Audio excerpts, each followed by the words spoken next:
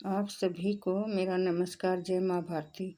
दो सुंदर स्त्रियों की कहानी। दमयंती की कहानी। उनकी सुंदरता प्रमाण इसी बात से लग जाता है कि उनके स्वयंवर में वरुण देव, इंद्रदेव, अग्निदेव तथा यमदेव भी शामिल हुए थे।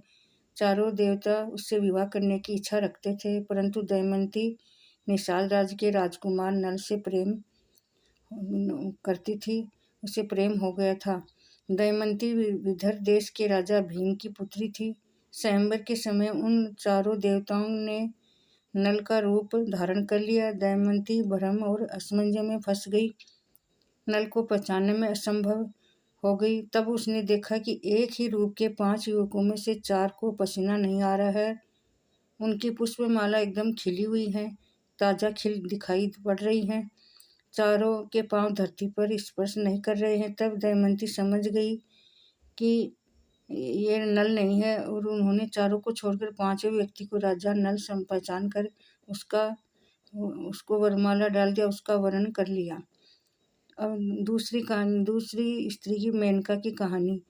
अब मेनका ने अपने रूप और सौंदर्य से तपस्या में लीन विश्वामित्र का तप भंग कर दिया और विश्वामित्र सब कुछ छोड़कर मेनका के प्रेम में डूब गए। मेनका से विश्वामित्र ने विवाह कर लिया। मेनका से विश्वामित्र को एक सुंदर कन्या प्राप्त हुई, जिसका नाम शकुंतला रखा गया। शकुंतला छोटी थी। तभी एक दिन मेनका उसे विश्वामित्र के पास छोड़कर फिर से इंद्रलोक को चली गई। इसी पुत्री से आगे चलकर सम्राट दुष्यंत से प्रेम विवाह हुआ, जिससे उन्होंने पुत्र की प्राप्ति हुई।